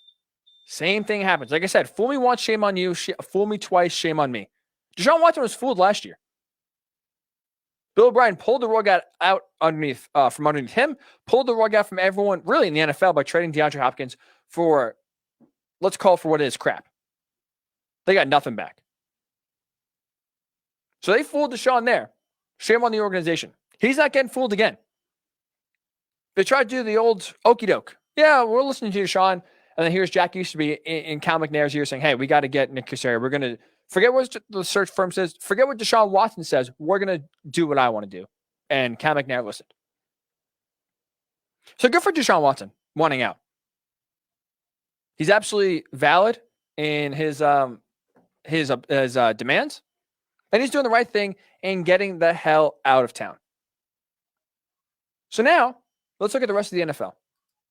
Because now, guess what? It's not a pipe dream. It's not a 1 in a million shot here. This is a 26-year-old quarterback by the time next season starts on the market for any and every team to get. So I'll ask you a very obvious question. And really, I'm more interested in those, if they don't agree, what their reasoning is. But do you want your team to trade for Deshaun Watson? I made this argument a few weeks ago. I want to bring it back up because I think it's obviously very relevant now. In my mind, there's only one team now out of the rest of the 31 that could justify not trading for Deshaun Watson. That is obviously the Chiefs. Deshaun Watson would not be an upgrade in Kansas City over Patrick Mahomes. That is obvious. But in every other situation, for all the other 30 teams in the NFL, taking the Texans out and taking the Chiefs out, Deshaun Watson is an upgrade at every other quarterback position in the NFL for one of three reasons: his age, his production, his consistency. Let's start with age, and let's go right back to the source where we started the show and talked a lot about Green Bay and Aaron Rodgers. I understand Aaron Rodgers coming off an MVP season. Again, you just heard me explain the reasons why I think it would be smart for the Packers to trade Aaron Rodgers. If you are able to trade Aaron Rodgers and you get 3 first-round picks back, wouldn't you want to use those picks to try to bring in a bona fide stud quarterback in Deshaun Watson? Are you going to trust Deshaun Watson, 3 Pro Bowls in 3 years, top 5 quarterback in the NFL? Or are you going to trust Jordan Love, a guy who didn't even dress at all this season? He wasn't even good enough to be the backup. So while I think it's the Packers won't cut bait for Jordan Love in favor of Aaron Rodgers, when you trade for a guy who is 11 years younger than Aaron Rodgers that can keep your championship window open a decade longer, you do it. So despite Aaron Rodgers having a better season and being an overall better quarterback than Deshaun Watson, I still think because of age, he opens up your championship window for longer. He would be an upgrade over Aaron Rodgers. I don't have to explain, really, Pittsburgh why he'd be an upgrade over Big Ben. New Orleans why he'd be an upgrade over Drew Brees, which I don't think he's even going to come back. Taysom Hill or Jameis Winston. Tampa Bay, even with Tom Brady, despite what he's doing, again, you open up your championship window for a lot longer with Deshaun Watson than you do with Tom Brady. Even Seattle. All the dysfunction that's going on there, Russell Wilson getting older. Not that he's old. I believe he's 31. Still, 5 years younger. You're able to keep your window open in Seattle for longer. So age. He is a upgrade over every other quarterback with an older guy there. Consistency, flat out, let's call for what it is. He is more consistent than Josh Allen, Lamar Jackson, Baker Mayfield, Ryan Tannehill, Carson Wentz, Jared Goff, Jimmy G. Consistency, he's more consistent than all those guys and has more talent than all those guys. He's been in the league 4 years now, Deshaun Watson. 3 of them healthy. I remember he tore his ACL 7 games into his rookie year. Hasn't gotten hurt since. Well, he hasn't missed a significant amount of time, I should say. He's gotten hit because he's gotten just crushed behind that horrendous offensive line. But he has been to the Pro Bowl all 3 years he's been healthy. Even this year, despite having the worst team in the NFL. He had by far, the Texans assembled by far the worst roster in the NFL. If you take Deshaun Watson off that team, they are going 0-16 and it's not even close. So 4-12 is a minor miracle. Not to mention, he made three Pro Bowls in 3 years, despite the coaching declining as he's gone on. Let's just call for what it is. I like Bill O'Brien. I think he's a good play caller. But when it comes to being a general manager, he's horrendous. When it comes to personnel moves, he's terrible. And he flat out seemed distracted trying to do 2 jobs at once. So the coaching got worse as his career went on. The team itself got worse as his career has gone on. Again, you traded away DeAndre Hopkins just past year. Instead, you replaced DeAndre Hopkins with Brandon Cooks. Will Fuller got busted for PEDs. And Randall Cobb. You replaced them also with David Johnson, an injury-prone running back, who, since he got paid from the Cardinals, has not been anywhere near worth the money. Team has gotten worse. Coaching has gotten worse. Deshaun Watson has gotten better. All those guys listed: Josh Allen, Lamar Jackson, Baker Mayfield, Ryan Tannehill, Carson Wentz, Jared Goff, Jimmy G. All have had up and down in their career, peaks and valleys. They've gotten and they have had team success more than Deshaun Watson, right? Lamar Jackson, individual success, won an MVP. Josh Allen got to the AFC title game somewhere Deshaun Watson hasn't gotten to. Carson Wentz helped lead his team and would have won the MVP if he stayed healthy. Jared Goff's played in the Super Bowl. Jimmy G has played in the Super Bowl. With that said, none of those guys are as consistent as Deshaun Watson has been. So that's why, at least in my mind, for the Bills, the Ravens, the Browns, Titans, Eagles, 49ers, Rams. Deshaun Watson is an upgrade over all of those guys. He is steadily improving and growing and doing so at a very consistent rate. And finally, speaking of talent, I mentioned it before, he is more talented than the other group of quarterbacks that are left. Dak Prescott, Joe Burrow, Justin Herbert, Tua Tagovailoa, Kyler Murray. Hell, I even throw Trevor Lawrence in this mix. Because again, despite what I talked about with the team getting worse and the coaching getting worse, Deshaun Watson got better. So this year in 2020 specifically, they went 4-12. And obviously in the offseason, he lost DeAndre Hopkins, like we just mentioned. So not only do you lose your number one receiver, one of the best receivers in the game, you also have the second worst rushing offense in the NFL. And you have one of the worst offensive lines in the NFL because Deshaun Watson got sacked the second most times in the NFL. So despite having an awful offensive line, a non-existent run game, and you lose your number one option and one of the best receivers in the NFL, Deshaun Watson still, this season, led the NFL in passing yards, 4,823. The number one passer in the NFL in terms of yards is Deshaun Watson. He was second in passer rating behind Aaron Rodgers. And I'll go back to a stat I mentioned before, Aaron Rodgers had a 121.5 passer rating this year. Not only was that number one in the league this year, that was his second highest in NFL history. The second highest passer rating in NFL history is the only passer rating this year that beat Deshaun Watson. He threw for a career high 33 touchdown passes. Not only was he throwing more touchdown passes, he threw for a career low 7 interceptions. And again, despite losing a vacuum, because that's what DeAndre Hopkins was, right? He was a vacuum. You throw the ball anywhere in his area, he's sucking it up. He's catching the ball. One of the most sure-handed receivers in the game. But despite taking him away, Deshaun Watson still the third highest completion percentage in the NFL this year at 70.2. It also was a career high. So let me ask you this question. If you're on the fence about wanting your team to trade for Deshaun Watson, thinking that, maybe 3 first-round picks is a little too much of a haul to give up, if you will. What other quarterback in the NFL, when you lose one of the best receivers in the NFL, when you have literally no run game, so every team knows the pass is coming, and the offensive line is a sieve to where you have no protection. What other quarterback in the NFL is leading the league in yards thrown, is second in passer rating, throws for a career high in touchdown passes, throws for a career low in interceptions, has the highest completion percentage of his career that also happens to be the third highest in the NFL? Like, honestly, how many other quarterbacks are saying that? How many other teams are saying that, hey, if our team goes to crap, our quarterback will still rise up and be one of the best in the NFL? Outside of the Chiefs, no one else can say that. That's why, as we sit here, and Adam Schefter, if you're just tuning in, Adam Schefter just reported a few minutes ago, Deshaun Watson has officially requested a trade from the Texans. What other team outside of the Chiefs can justify not trading for Deshaun Watson? My answer is no one. I don't care who you are. The Bills? Yeah, he's an upgrade over Josh Allen. The Ravens?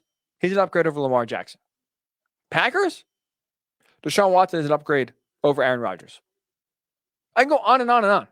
I'm sorry, you're not going to find a team that you can convince me Deshaun Watson wouldn't be an upgrade for in either age, in terms of being young at 26, opening up a Super Bowl window that's longer than your current quarterback has. So either age, consistency, despite the team getting worse around him, he's been the Pro Bowl every single year he's been healthy, and flat out production. You took away his most important weapon. You had no semblance of a run game, and you had one of the worst offensive lines in the NFL, and he still led the league or was close to the league in a lot of categories and had career highs in passing touchdowns, career lows in interceptions. He is a better alternative for now. If you take out the Chiefs and you take out the Texans because they want to trade him, he is a better alternative for every other of the 30 teams in the NFL. You can't sit here in my mind and tell me Deshaun Watson is not worth it. If you're the Jets, if you're the Dolphins, If you're any team right now, I'm sorry, cannot convince me that your current quarterback situation is better without Deshaun Watson than it would be with it. So that said, yeah, you absolutely do this move. You absolutely call them up and say, how many first-round picks do you want? Sure, no problem. Let's do it. Let's do it. So when we come back, what teams realistically should do it? What teams realistically, with Deshaun Watson now, will change the fortunes going forward? We'll discuss that next. It is the Ryan Hickey Show right here on the Worldwide Sports Radio Network. There we go, on the Worldwide Sports Radio Network. You're listening to the Worldwide Sports Radio Network. Do current market conditions have you nervous? Our experienced team of financial professionals at Heritage Harbor Financial Associates understands that no two investors are alike. We all have different goals, needs, and appetites for risk. That's why the one-size-fits-all approach does not work, especially when planning for retirement. At Heritage Harbor Financial Associates, we analyze your unique investment style so that you can work toward your individual retirement goals on your terms. Heritage Harbor Financial Associates can help you take steps to reach your retirement goals by providing a wide array of financial products to fit your needs, even for the risk adverse. Give us a call at 631-331-6599 to learn more or to set up an appointment with one of our financial professionals. You can also find us on the web at hhfa.org or on Facebook at facebook.com/hhfa.org. Our number again is 631-331-6599. That's 631-331-6599. Investments in stocks, bonds, and mutual funds and variable annuities are not FDIC insured and are subject to fluctuation in value and market risk, including loss of principal. Heritage Harbor Financial Associates offers securities through AXA Advisors, LLC, New York, New York. Member FINRA, SIPC, annuity and insurance products offered through AXA Network, LLC. Edward Lehman has been a trusted insurance advisor for over 16 years with insurance solutions for auto, home, commercial, life, and retirement. He's located at 54 Sunnyside Boulevard, Suite H in Plainview. That's just 1,000 feet south of 495. Local agent, local advice. The time to think about insurance is before you need it. So do yourself a favor, and before you pay your next insurance bill, give Ed and his team a call, 516-935-3900, or visit them online at www.allstate.com/EL. Edward H. Lehman Insurance is your trusted insurance advisor. Hi, this is Terry Crews, actor, former football player, game show host, father of 5, and all-around big dude. I'm also an expert on drama. I know all kinds of drama. There's the good kind that comes with having a house full of kids. There's the bad kind, like season-ending injuries. There's the necessary kind, like having an agent in Hollywood. And there's silly drama, like the drama around my percolating pectorals. And then there's the drama you can skip. Skip the drama that comes with not having your high school diploma or equivalency. Find free adult education classes near you and finish your high school diploma. Visit finishyourdiploma.org. Or text diploma to 97779. Message and data rates may apply. Reply stop to opt out. That's diploma to 97779. And leave the drama to actors like me. Brought to you by the Dollar General Literacy Foundation and the Ed Council. You're listening to the Worldwide Sports Radio Network. Welcome back to the Ryan Hickey Show, right here on the Worldwide Sports Radio Network.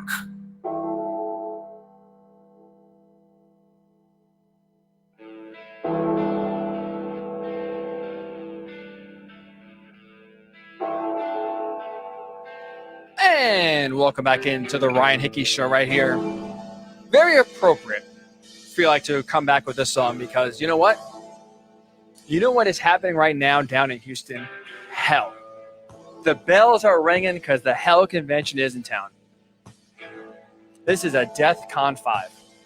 You just witnessed, if you're a Texans fan, if you're even in the organization, you witnessed your owner, Cal McNair, single-handedly drive your franchise quarterback, drive one of the best quarterbacks in the NFL, a great guy in the community, a great guy on the field, a great leader off the field, out of town. Unprecedented. We have never seen anything in the NFL like we're about to witness right now. Remember last year when a lot of the interest, a lot of the intrigue was about Tom Brady. Now, at 42 years old, when he was on the market last year, the interest was because someone of that caliber, really for the most part, has never been on the free agent market. Now, it's a little different than Deshaun Watson being on the trade market, but you never, especially recently, ever see any quarterback with talent given up on. Not even given up on, available. That's what I should say, because he wasn't given up on. The quarterback position is the most important position in sports. It's also the hardest to find. And with that said, the Texans were able to do the right thing. They traded up. They identified Deshaun Watson back in the 2017 draft. They identified him as the guy. We need him. We need him for our team. Trade up, got him. And not only did they get him, they got it right. It was a superstar selection because he has proven to be everything worth his weight in gold and more. And now, starting with Bill O'Brien trading away DeAndre Hopkins last year, not telling him about it, kind of setting the wheels in motion for him to be disgruntled.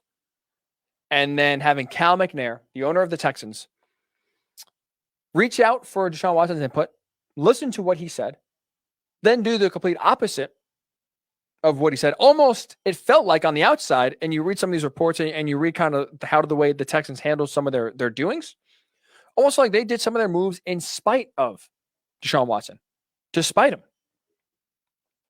to get back at their franchise quarterback for whatever reason. And now, hell has come. The day has finally come. Adam Schefter just reporting about a half hour ago, Deshaun Watson has officially requested a trade from the Houston Texans. He is on the market, and more importantly, fans of other teams, he has a no-trade clause. So he essentially can determine where he wants to go. I just made the argument before. I've said this a few times, and I wanted to bring it up to kind of hit home here. No team outside of the Chiefs can justify not trading for Deshaun Watson. Age, production, consistency. Any of those three factors, he's an upgrade for all of the other 30 teams in the NFL. So there's no excuse in not getting it done. So there's zero excuse why your team should not try to get a trade done. There's no excuse justifying that the trade value is too much. Because guess what? This never happens, and there is no such thing as a price too high right now for a 26-year-old franchise quarterback that all he's done is produce in some of the worst situations possible. So I'm doing whatever it takes. As a Colts fan, I'll say this. It's obviously not realistic for them to trade for Deshaun Watson, barring the ultimate incompetence, that they would trade him in division. If he was available and the Texans had 8 first-round picks for Deshaun Watson, I would do it in a heartbeat. 8 first-round picks. If he was to go to the Colts, I would sign up in a second if I was Chris Ballard, their general manager, because these guys don't grow on trees. And he can be the difference and will be the difference for most teams in trying to win a Super Bowl or not. So what teams realistically can do it? And more importantly, I guess we'll ask this question. What would you give up? Trade-wise, what would you give up if you are a fan of a team that is desperate for a quarterback, which again, to me, every other team outside the Chiefs should be interested in, desperate for Deshaun Watson? What would you give up? My guy, CJ DeSimone. Name sounds familiar. He's been on the show, but more importantly, he's our expert resident Jets fan here on the Worldwide Sports Network. Does an awesome job with Weapons Hot every Sunday night at 7 Eastern. Right here on the Worldwide Sports Network. So if you download the app, you can get it. Like us on Facebook, Worldwide Sports Network. Follow us on Twitter, WWSR_radio. That you can find CJ each and every Sunday night. He chimes in on Facebook, being the Jets fan that he is. And CJ knows. There's a report out there from Armando Salguero. Works at the Miami Herald, Dolphins guy, but also a national reporter for the NFL. Said that the list for Deshaun Watson, because he has a no trade clause, he has power to basically say, this is where I want to go make it happen. The wish list for Deshaun Watson, number 1, the Jets. Number 2, the Dolphins. So CJ writes, if the Jets were going to make a move for Watson, now would be the time to do it, test the market. He writes, I don't believe 3 number 1s will be the price. I think it could be less than that. Thoughts? CJ, I do disagree. I think 3 number 1 picks is the bare minimum. And when I say 3 number 1s be the bare minimum, for a team like the Jets, I think you can get away with 3. Because not only do the Jets have, they have the number 2 pick in the NFL. So trading 4 first-round picks, let's say for a team that's good like the 49ers or the Rams when you're picking late in the 20s, is different than having the number 2 overall pick at your doorstep. So for the Jets, I think they could probably get away with 3 first-round picks, maybe a second, something else in there. But personally, CJ thinks that you can get Deshaun Watson for less than 3. I think, personally, just my opinion, I think 3 is the absolute bare minimum the Texans should get back and should want to get back. Now, look, they don't have a choice right now in trading Deshaun Watson, but with that said, you got to get the value back. And there is enough of a market to where even though everyone in the league knows you have to trade Deshaun Watson, you still have leverage. Because again, like I said, all 30 teams should be in on trying to trade for Deshaun Watson. So you could still get some great value back for a guy that, again, is 26 years old, is one of the best quarterbacks in the NFL. Does everything right on the field, does everything right off the field. So it is. I feel gutted for Texans fans because to think your team did everything the right way. You identified him, you traded him, you got him, you gave him the contract. There was no fighting over contract extensions. This was, we got him, we're doing everything right. And to watch your owner single-handedly drive a divide between them has to be infuriating. So you never get even value back. With that said, you can still get some very good picks back. And if you're the Jets, I think you do it 100%, not even a question. I think that is, if the price is 4, I'd do it in a heartbeat. If the price is 5, even if I'm the Jets, I'd do it. Because don't forget, if you're specifically here for the Jets, you still have 2 first-round picks from the Seahawks. You still have other avenues to where your entire draft capital wouldn't be wiped out if you give up 4 first-round picks. And it's like you wouldn't be drafting in the first round again for a while. You'd still be drafting in the first round this year or next year. And even if they want 4 first-round picks, 2 this year, 2 next year, okay, fine. Because guess what? You'll be fine with Deshaun Watson. And you still have other opportunities to draft a guy very high. Or you still have draft capital in the other rounds to build a team around Deshaun Watson. And not to mention, you have one of the best quarterbacks in the NFL. You won't be drafting that high anymore. So the Jets absolutely should do it. Dolphins absolutely should do it. And interesting about the Dolphins, being, again, number 2 on the list of the report that Armando Salguero put out there, saying that the wish list for Deshaun Watson is Jets 1, Dolphins 2. Dolphins, and we've heard reports about this and read reports that because Deshaun Watson values culture a lot, he loves what Brian Flores has built in there, the culture of Miami. He wants to go down there. I think the Dolphins absolutely should do it. They have the number 3 overall pick, which, how Texans would this be? The number 3 overall pick the Dolphins have is the Texans pick from the Laramie Tunsil trade. Because don't forget, the Dolphins are 10-6. They're picking in the 20s. But thankfully to that great trade that Bill O'Brien, desperate for a left tackle to protect Deshaun Watson, did trade 2 first-round picks for Laramie Tunsil and Kenny Stills. That first-round pick is this year, and that, again, is the number 3 overall pick. So could you imagine Miami as part of the package deal giving Houston back its first-round pick? But yeah, in terms of price, I think 3 is the bare minimum. 4 could it be even better. I think if I'm the Texans, I'm trying to go for 4. I think they will get 4. Because again, draft picks are far from a guarantee. I did this, what was it, last year, probably around the draft, when talking about tanking the NFL and why it doesn't work a lot of the time. Going back to 1998, when the Colts drafted Peyton Manning number 1. Only, I believe it's 8 quarterbacks have reached the Super Bowl with their respective team that drafted them in the top 10.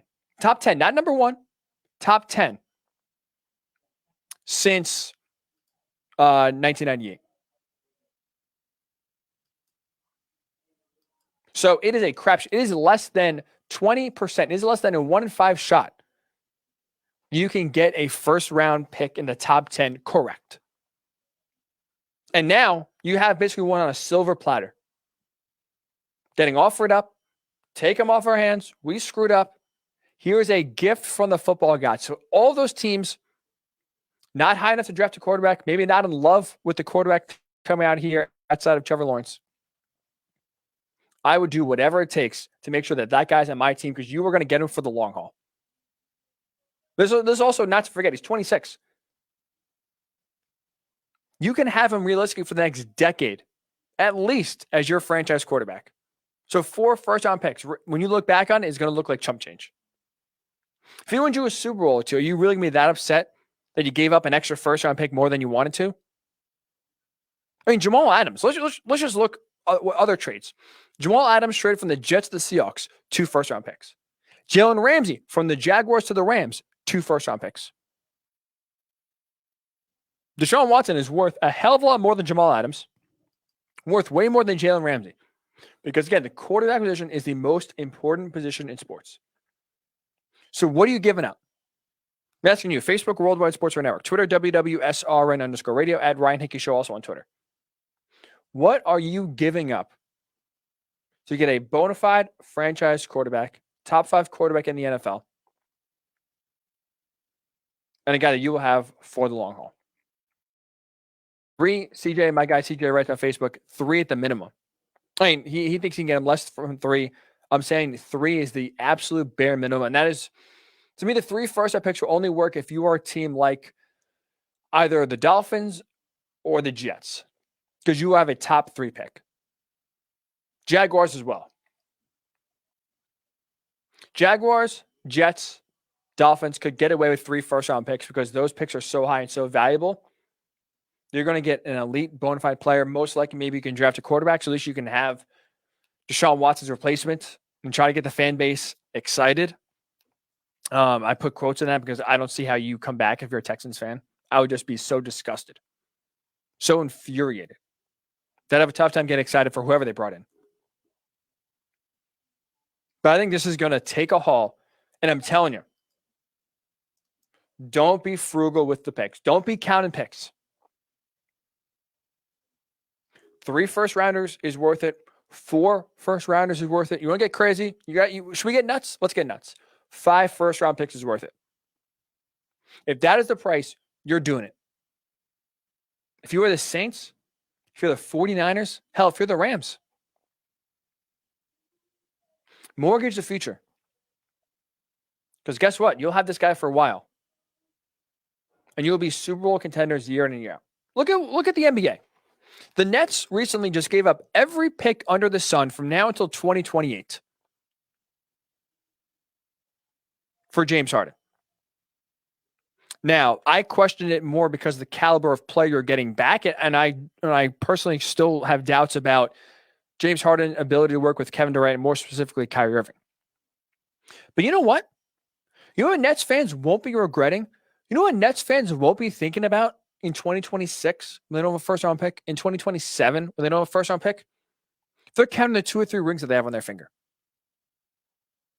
Because that's worth it. You trade those picks for championships. Who wouldn't cash in draft picks for championships? So I don't have faith it's going to work. The Brooklyn situation.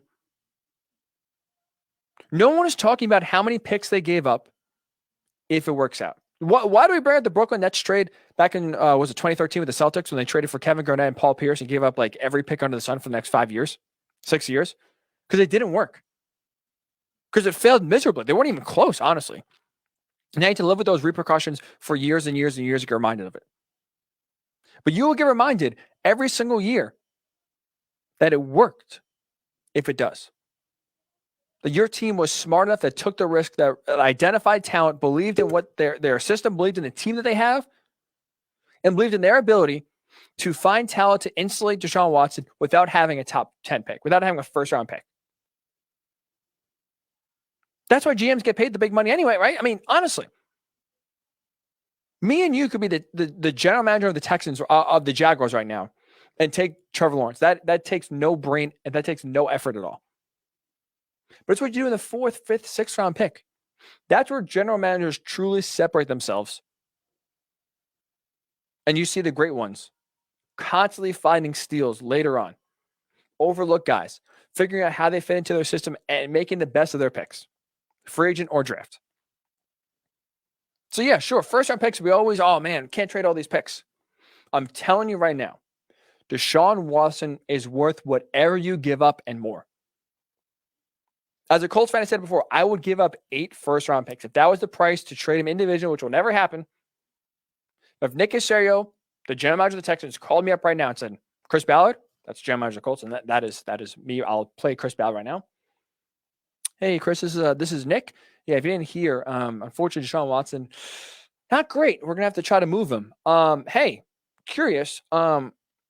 We have 8 first, or you have a ton of first-round picks. If you give us 8, we'll give you Deshaun Watson right now. I could not say yes fast enough if I was a Colts general manager, Chris Ballard. Even if I'm 49ers, the Rams, the Saints, I'm giving up whatever it has to be to get this guy in the building. Because you know what great coaches and great general managers do? They build around the guys. Insulating and putting talent around Deshaun Watson would be the easy part for a lot of these teams. So why not do it? Why would you waste your time trying to hope and pray that one of these draft picks works out as good as Deshaun Watson? You have a bona fide star. You have a known quantity. Make it happen. So think of your thoughts again. How many first-round picks would you give up? Whatever the answer is, it's not enough. I'm telling you, this guy's worth whatever you got to give up. 30 out of the 31 teams that the Texans are trying to trade Watson to, outside of the Chiefs, have no reason to justify why they shouldn't trade for Deshaun Watson. So get your thoughts. Facebook, Worldwide Sports Network, Twitter, WWSR_radio, at Ryan Hickey Show, also on Twitter. When we come back, where should Deshaun Watson go? Remember, he has a no trade clause. What will be the best destinations for him? We'll discuss when the Ryan Hickey Show returns right here on the Worldwide Sports Radio Network. It's the Worldwide Sports Radio Network. Edward Lehman has been a trusted insurance advisor for over 16 years with insurance solutions for auto, home, commercial, life, and retirement. He's located at 54 Sunnyside Boulevard, Suite H in Plainview. That's just 1,000 feet south of 495. Local agent, local advice. The time to think about insurance is before you need it. So do yourself a favor, and before you pay your next insurance bill, give Ed and his team a call, 516-935-3900, or visit him online at www.allstate.com/EL. Edward H. Lehman Insurance is your trusted insurance advisor. Be fearless at MMA Long Island and Seituha Karate. Located at 28 Colt Court in Ronkonkoma, MMA Long Island is the martial arts school for you if you want to learn combat-proven techniques, build confidence, discipline, and self-esteem while learning real martial arts to fight back against bullies, predators, and peer pressure. MMA Long Island offers group and private lessons for all ages and levels in traditional Goju-Ryu Karate, MMA, and self-defense. MMA Long Island is one of Long Island's most affordable martial arts schools. There are no promotion, belt, or membership fees, and family discounts are available. All classes are taught by 7th degree black belt Sensei John Benedict with over 30 years teaching experience. So whether you want to get in the ring or protect yourself and your family, MMA Long Island can help you reach your goals. Visit MMALongIsland.com. That's MMALongIsland.com, or call or text 516-381-9660. That's 516-381-9660. Of course my kid's in the right car seat. Well, I think he is. Yeah, my kid's in a booster seat. He was ready to move up. He is ready, right? Her car seat looks like the right size. There are probably rules on when to move up to a booster seat, aren't there? Rear facing, forward facing. I think I have it right. Car crashes are a leading killer of children 1 to 13. Are your children in the right car seat for their age and size? Don't think you know. Know you know. Go to safercar.gov/the-right-seat. I know my child's in the right car seat, or else I wouldn't get in the driver's seat. Brought to you by the National Highway Traffic Safety Administration and the Ad Council. You're listening to the Worldwide Sports Radio Network. Welcome back to the Ryan Hickey Show, right here on the Worldwide Sports Radio Network.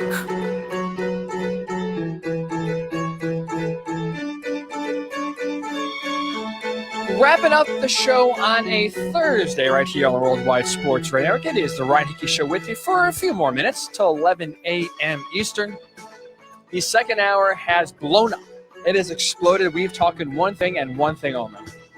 Where is Deshaun Watson going to get traded to? Because guess what?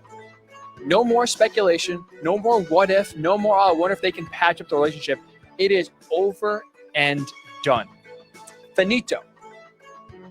Deshaun Watson is getting traded. Adam Schefter, ESPN, an hour ago reporting Deshaun Watson has officially, formally now, despite liking tweets, despite putting some cryptic tweets out there, has officially requested a trade away from the Houston Texans. And there is, once that is thrown out there, there's no coming back from that. Even early reports, when there was some disgruntlement, they were saying Deshaun Watson has come short of not requesting a trade because he knows once that's out there, once he officially and formally requests to get traded from the Texans, there's no going back. And he has done it. Apparently, according to Schefter, this has been weeks ago. Every head coaching candidate that they interviewed knew this was going to happen, knew that Deshaun Watson was going to be on a different team in 2021. And now the public is finding out that this is officially happening and he will be elsewhere in 2021. So a few things. I'm asking, who wouldn't want to trade for Deshaun Watson? I made this argument 2 weeks ago, and I'm going to bring it back up here today. 31 teams, right, outside of the Texans now, have an opportunity to draft him, to trade him.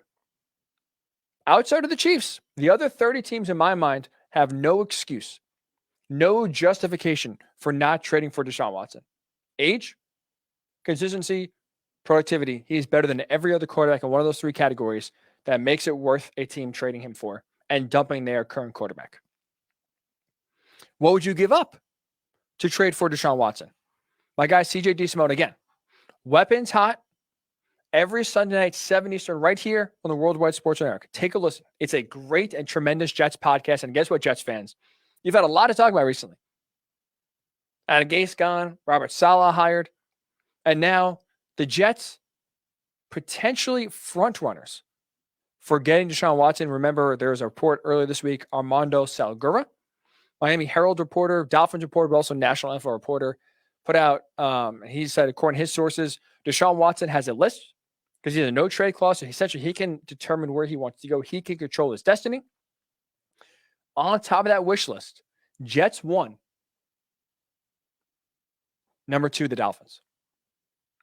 Jets 1, Dolphins 2. So the Jets right now, you are sitting pretty. You are currently, if this report is true, the number 1 destination for Deshaun Watson.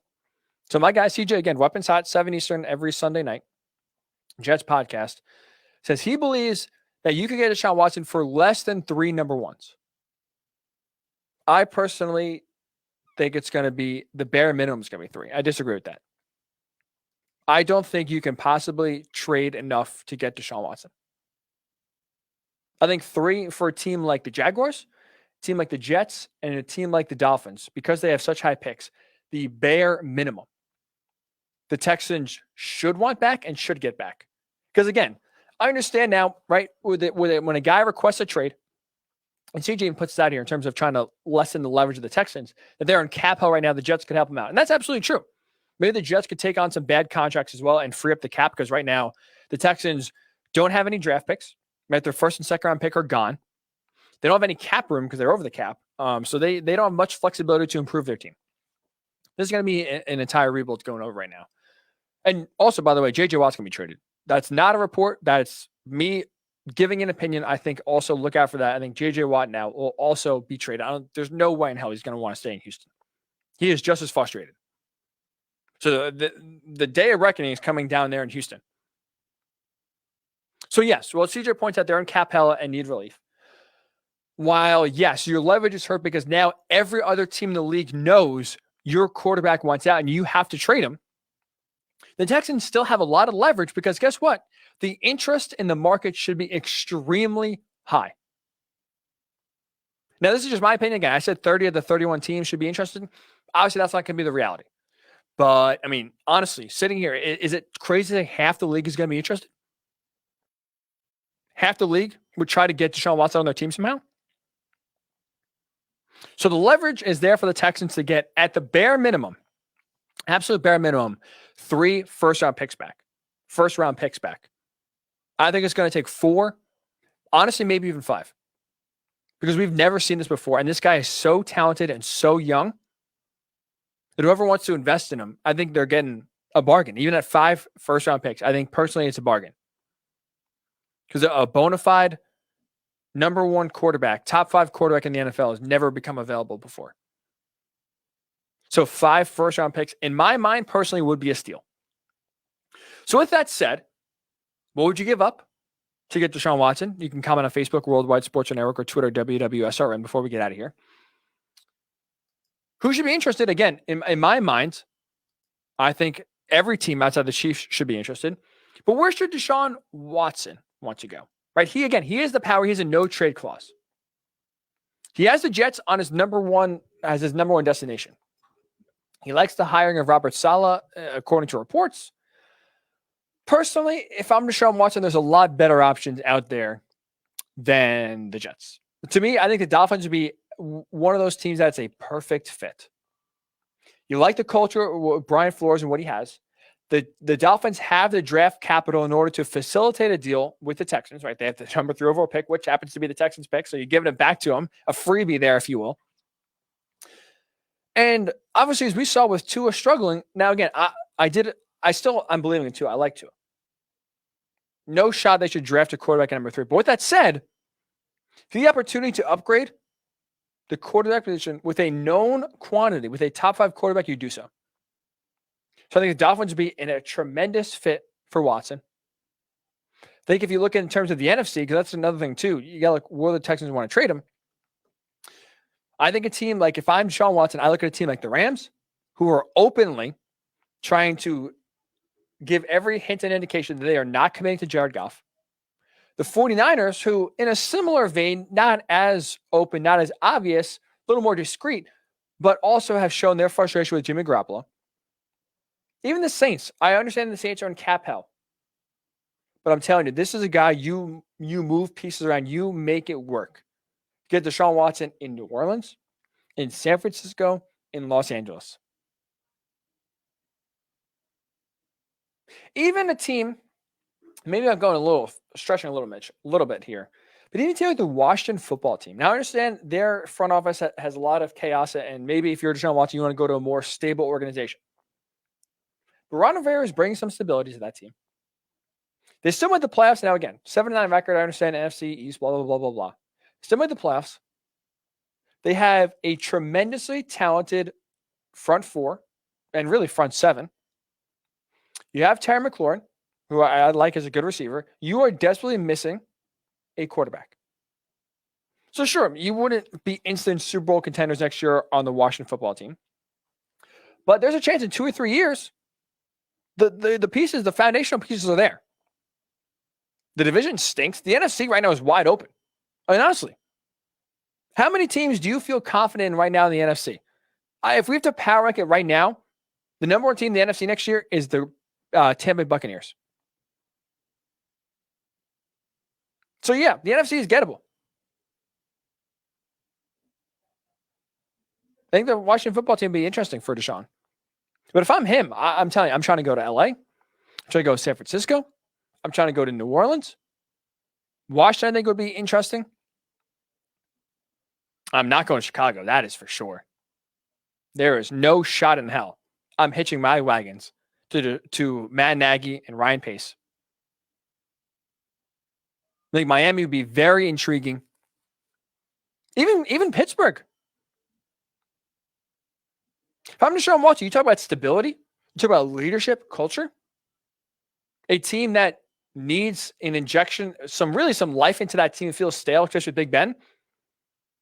Steelers move off from Ben Roethlisberger.